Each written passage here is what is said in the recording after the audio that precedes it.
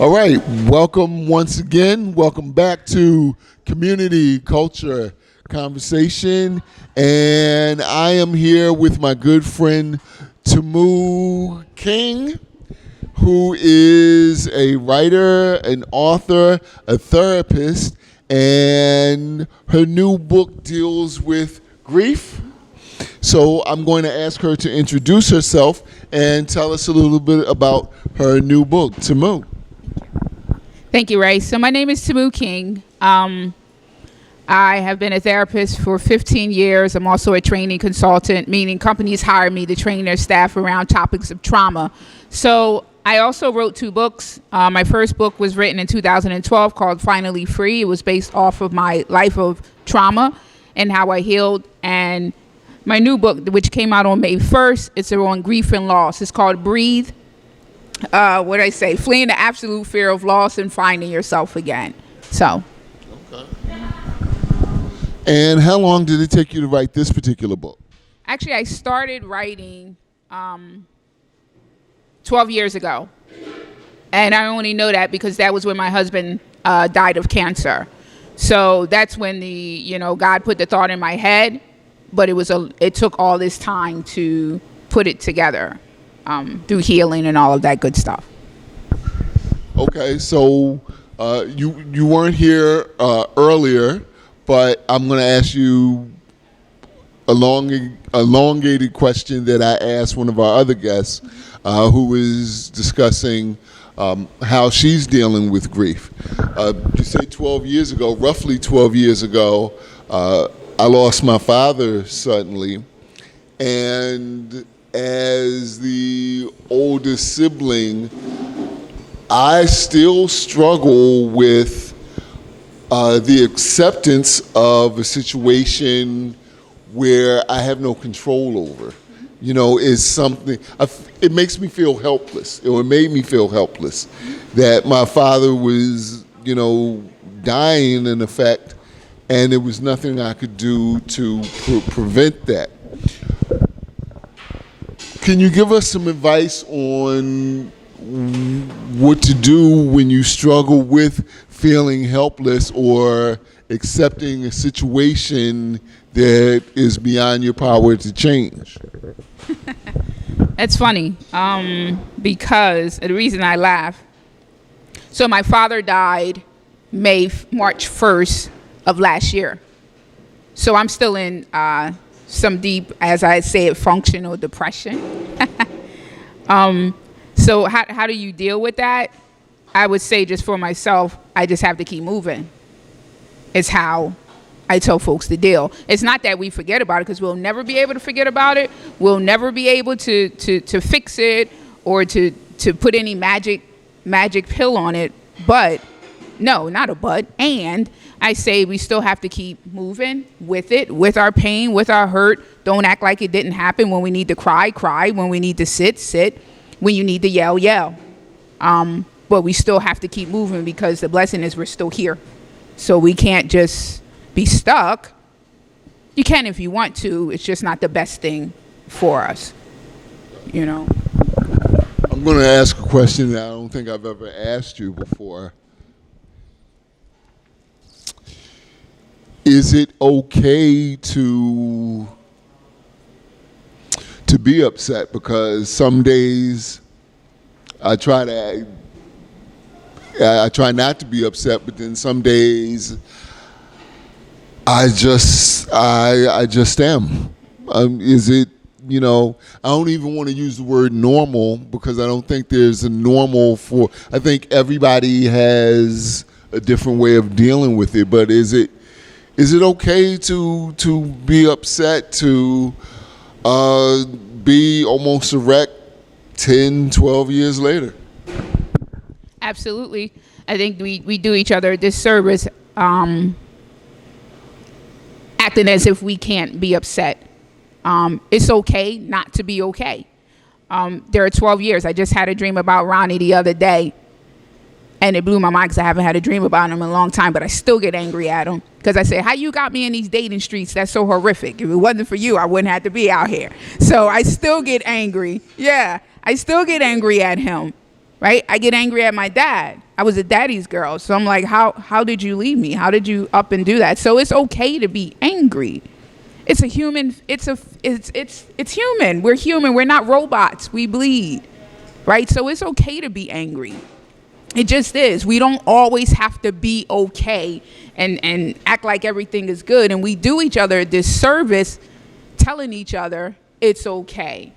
You know, I'm gonna speak from the standpoint, I am a Christian, and sometimes within our world, we like to say to people, oh, God got it. They up in heaven, they're in a good place. Well, I want them right here.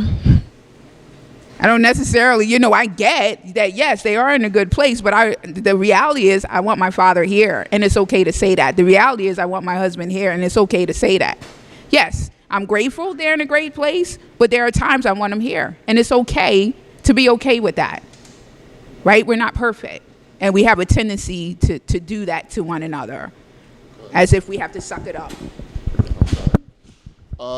You may not believe this, or you may not have heard this before, but as a man, I really am not supposed to grieve, or I really am supposed to suck it up, or I really am supposed to be, the word I like to use is Teflon. And let's take my dad out of the picture.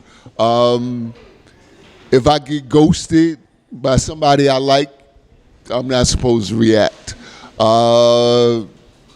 If I really wanted to talk to my niece, and for whatever reason she's 17 now, so she's busy with her life and she doesn't have time to call her Uncle Raymond back, I'm supposed to be all right.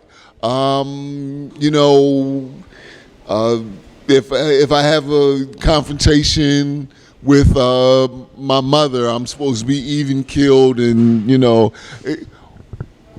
when is it safe? When is it safe, or is it ever safe for a man or a black man to have or show emotion? So if I can just share this, and my son always says I could share his story no matter what it is. So my son was 12 when my husband passed. My house, all of a sudden, my husband was on hospice. He had cancer. So it seemed like within 30 minutes, my house was full of people. I saw my son. I'm standing here trying to figure out what's going on. People coming in my house. I see my son standing there. He's 12 years old, and I'm looking at him, and I can see him fighting with emotions. One of my uncles come right through the door and say to my son, "It's no time to cry now. Suck it up. You're the man of the house." That ruined my son for a very long time.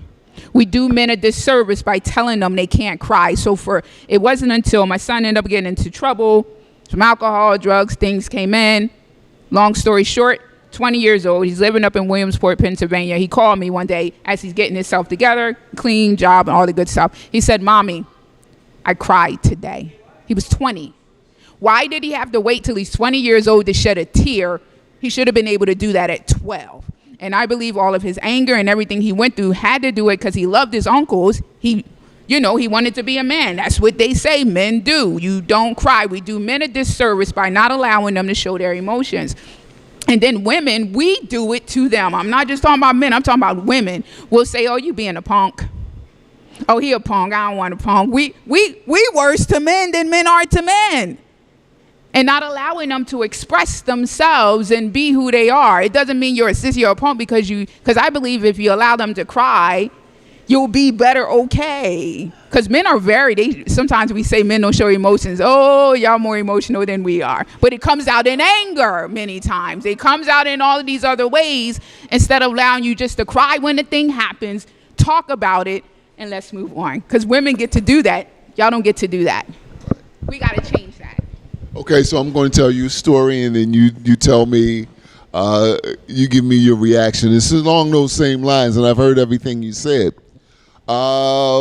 Maybe not a year after my father passed away, I went on a date with somebody who I really, really liked, and I thought the date went well. The date was going well, and we were sitting in the car talking, and why did the topic of my father come up? I think because when I used to do events like this, he would always come through. So the topic of my father came up, and I found myself crying.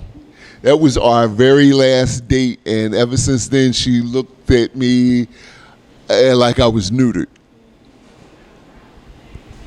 Thoughts? She missed out. The fact that she looked at you that way, she missed out. I'm sorry. I've never, and I feel like I've had this mindset because I was raised around a lot of boys, and because I'm a therapist, and I used to say, y'all need to cry. Y'all need to show some emotion other than being angry. I never showed up in the world like that. I never showed up when a man showed tears. If nothing else, I'm like, wow, thank you. Thank you for being a man, because to me, that's what a man is. A man that allow himself to show emotions, because that's the example my dad showed to me, right? That it's okay. No, he didn't boo-hoo, but when he was upset, he cried. When he needed to express, he expressed. So that's how I was raised. So I never had a problem with a man showing himself. A man that acts stoic and act like he can't, I run, because it's going to come out. It's just not going to come out in a nice way. So she lost out. I was going to ask you how I should deal with that, but I do agree to a certain extent that if a man is too stoic, you should run. I also do think, and I could be wrong, you're the therapist, you tell me. I think sometimes you have to be mindful if a man is too emotional, though. I think that's anybody. Because women can be over the top and be a little crazy. Be like, I'm backing up because she'll be a little bit too much. So I think anybody can. I think anything can be to the extreme. You know, we gotta, as men, to be emotionally intelligent. Kind of just. So then I'm gonna take you into a private conversation I had with a friend of mine who's here yesterday, and I want your honest opinion. Women, this is what I said, and again, I'm asking you because I know you'll tell me if I'm wrong. Women say they want an emotionally intelligent man until an emotionally intelligent man shows up. No, I know exactly what you mean. And look, I had a cousin. I'm gonna tell y'all stories all day. I'm always telling stories. I had a cousin. She always with these raggedy jokers, whatever. She get this nice guy, right? Something happened. He expressed some emotions. I see her again. I said, hey, where's such and such? He seemed like a really nice guy. Oh, he was too emotional. He wanted to cry. I said, oh, you want the one that hit you. Oh, okay. I said, oh, okay. She was like, well, at least he got a backbone. I said, oh, okay. So I'm just saying. I'm glad you said it, not me. Glad you said that, not me. Okay. If you're just tuning in. What we want. And to a degree, men do too. So if you're just tuning in, you're watching The Light. This part is called Community Culture Conversation. We're here with Tamu King, and the book is Breathe, Fleeing the Absolute Fear of Loss and Finding Yourself Again. Tell us a little bit more about the book, please. So we struggle with grief in our society. So I really wanted to talk about it in a safe way, telling my story of how I lost. It's mainly about how I lost Ronnie. But I write it from a standpoint of a therapist. So it's like a workbook where I ask you questions and people can respond to those questions. You're just not reading my story. So I talk about loss. And I also not only talk about loss of a loved one, but I talk about many of us, we lost that lost child within us when we were younger, things that happened to us. I talk about that lost child. There's a poem in here that I talk about abortions. And sometimes people, we still struggle with giving up that baby that we aborted. And I talk about that in the book because that's a real thing. And there's a lot of people that are in therapy because they aborted a child. So I just talk about loss, period, no matter what kind of loss it is, because we're struggling in our world. We really are. And it's showing up in our health, sicknesses, illnesses. So I just really wanted to have that conversation to help people just to begin the process of healing.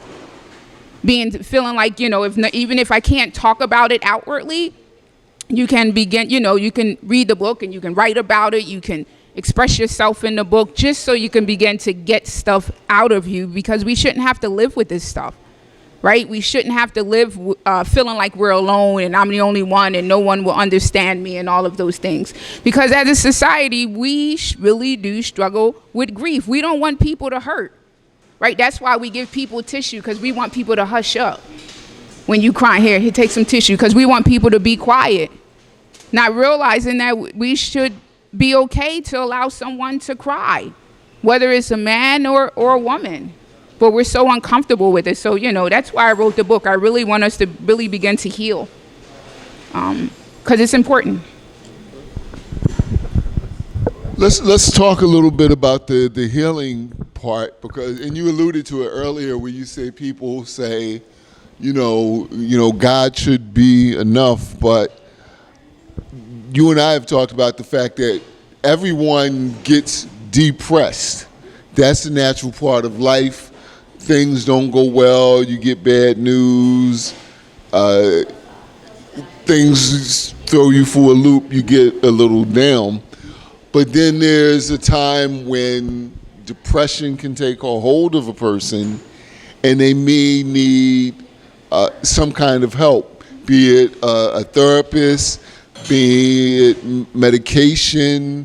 You may not have heard this, but people of color sometimes have a hard time with getting help, and even sometimes their family members are not supportive of them getting help, because I know you've never heard this before. They may say, well, you can't go to a therapist because people will think you're crazy. You got jokes. You're funny.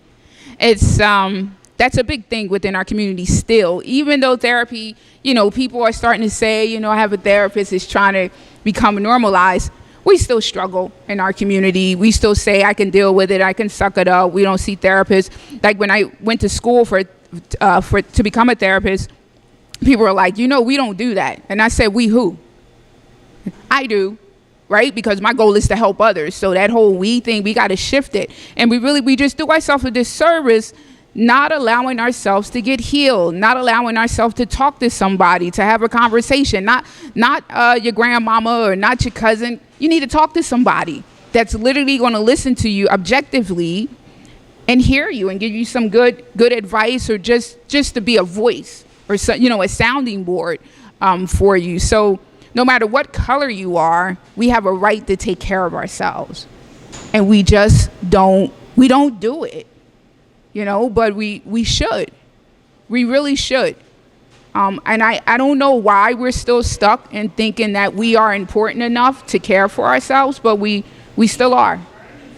And I feel like we're just continuing to be sick because of it. The book is called Breathe, and she is Tamu King.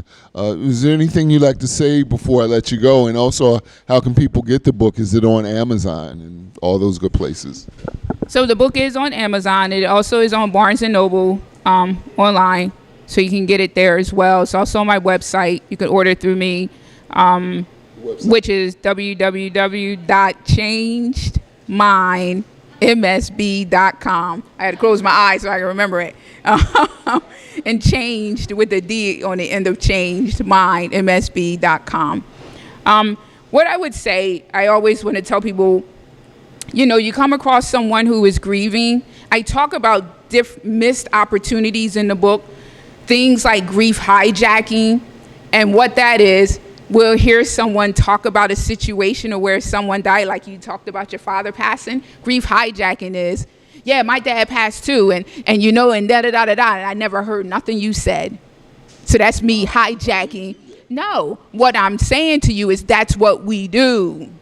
We'll grief hijack and we'll make it all about us. So I talk about those different missed opportunities from some other things. Grief shaming, right? We make people feel shameful for grieving. My husband was gone for 4 years, and someone said, oh, you should be ready to move on now. You shouldn't be worried about that. You should be over that. This is what we do, right? So we got to be careful. I'm sorry. No, I want to ask you about the grief hijacking thing, because I hope I didn't do that with you, and I hope I didn't do that earlier with Renine, but I know I was at a place at one time where I won't even use my dad, I'll use my health as an example. I had a very serious high blood pressure scare, to the point to where my medical doctor sent me straight to the hospital. And so I felt like it was an indictment on the way I was taking care of myself. I mean, people who know me know I don't drink, I don't smoke. So it was like, I don't eat pork. So I was like, why am I having high blood pressure problems and blah, blah, blah. So long story short, I brought it up I was ashamed to talk about it to anybody, but I had a one-on-one conversation with a friend of mine, and he said, oh, no, man, I've been suffering with high blood pressure, and I have to take the medicine because it's hereditary. And so that was such a weight off of my whole spirit. So the reason why I'm saying that is, what's the difference between grief hijacking and then somebody who's been ashamed to grieve or to show emotions or to say, this is still hurting me? And then when you say, oh, my father died, and then them finally being able to say, well, you know what, my father died too, and now they're spilling everything from their spirit. Is there a difference? I see the difference as if you never have the you said your dad died, right? Yeah. And all of a sudden I jump in and say my dad died, and I go in this whole spiel about my dad, and you never get to talk about anything about your feelings and emotion about your dad. That's grief hijacking. Oh. We're not having a conversation. I made it all about me. And it's no longer back on Ray when you started the conversation about your dad. And you like, because in my head I'd be like, well, I ain't never get to talk about my dad. That's the difference. Other than us having a conversation and that person saying to you, yeah, I had it too, and it's hereditary, and we're talking. You know what I mean? That's a conversation. But can I just say this, though, even though we say it's hereditary, it's not really hereditary. Okay. Just change what you eat. That's all I'm saying. That's a whole conversation for another day.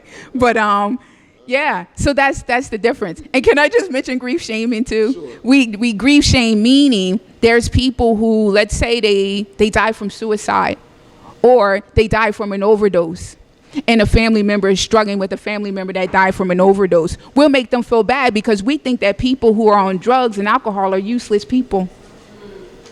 Or you took your own, or that person took their own life. We think that they're useless people. So then we shame the relative for feeling bad. And it's like, well, they was on drugs.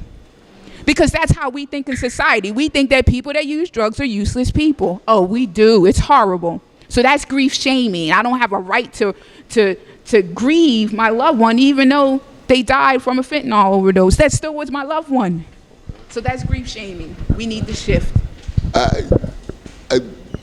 I still got a problem with black people who grieve Hulk Hogan, but okay. No, come on now. You know the man wasn't right. The man wasn't right. But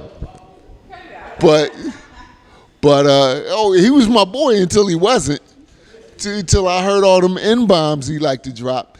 But yeah, thank you. One last question before I let you go. Talk to me about the importance of having a community, because that's one of the reasons why I set this program up. I'm trying to get the community to come in on a situation where we can discuss things like grieving, because I remember I was in the barbershop, and God bless the American black barbershop. We give out a lot of bad information in the barbershop, but listen, I remember being in the barbershop and talking about my father passing, and a gentleman said, it's like there's a big hole in your life now that you're struggling to try and fill. And I could never put that into words until he said that. So could you talk to us about the importance of having a community? You and I told this story several times. You and I were actually together when the news broke about Robin Williams passing away and his suicide. And believe it or not, that was important that we were both, and we were doing the show. We were actually in the middle of doing the show when the news came up on our phones. But could you talk to us about the importance of making sure that you have a community where you where you can have a safe space to, two people can have a conversation about grieving, death, so on and so forth. Well, you just said it, I'll never forget that day we met and our whole conversation shifted and we started talking about suicide, right? And we was able to bounce off and process that together when we heard the news. Community is so important, and we're so used to saying, well, I don't need anyone and, doing things ourselves, but that's not how we were set up. As Kevin Hart said, the way my bank account was set up, that's not how we was set up. We wasn't set up to function as individuals. Sorry, but we don't flourish too well when we try to act like we can do it all ourselves. We need community. I love what you're doing, right? Like, we need community. We need each other in order to really flourish, right? Not have this crab mentality that I can't allow you to get up there and I'm gonna pull you down. No, we need one another to be able to flourish, to be able to strive to really get to where we want to get to. If we start helping each other, we'll all get to the end goal of wherever it is we want to get to. So community is so important. It just really is. And I wish that we could get that through our thick skulls, that we actually need each other to do this thing well. We just do. Can I mention one more thing? Sure. You know me by now. So real quick, I had a thought. I called the book Breathe for one simple reason. We don't breathe. So here's the thing. I'm a powerlifter. I'm a competitive powerlifter. And my trainer would say to me, sometimes when I'm about to squat all this weight that's on my back, he would say, stop, Tamu, breathe before you move. Because I would hold my breath.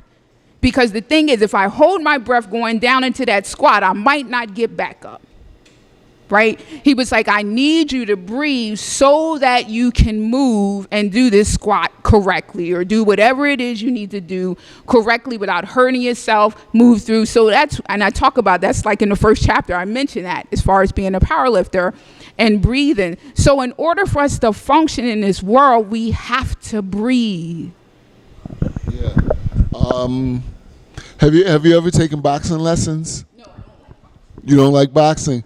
I've taken boxing lessons. We have somebody in the audience who could probably talk more about this, but he's saying no. But when I took boxing lessons, and I do want to take boxing lessons again, I'm never getting in the ring though. But the training part is super dope. But they tell you have to learn how to breathe correctly. And there are people who would be nice with their hands and stuff. But if you get in there with a professional boxer, they can just dodge you. And before you know it, you done almost suffocated because you're not breathing right. So it's important to breathe. It's just not something, and it might seem stupid. It's like, well, we all breathing. No, you're not. Right? So we got to literally inhale from the diaphragm and breathe out. It's just really important. There you go. Ladies and gentlemen, this is my friend Tamu King, and her new book is Breathe, and it's available on Amazon. And thank you so much for stopping. And Barnes & Nobles, thank you so much.